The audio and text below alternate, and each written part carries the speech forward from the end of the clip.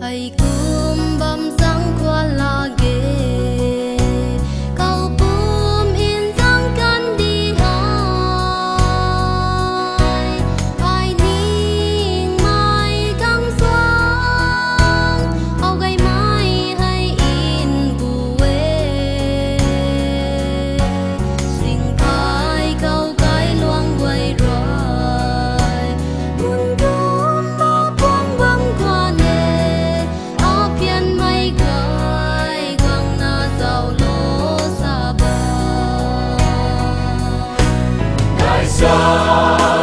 gai sang nghe câu bùn giang hai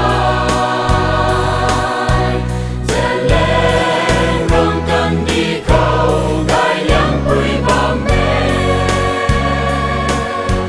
gai bao ra quang rui na đam suy đau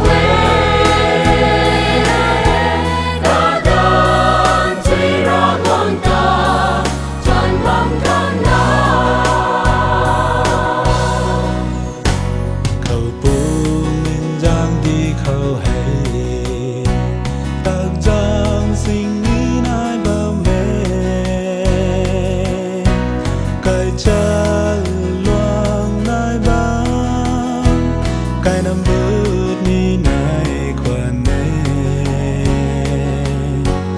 linh lâu mây na băng quay thề dù lâu na cả bài cùng bao khâu cùng đam ni sung rim rim na băng nè gai sang nghe khâu cùng giang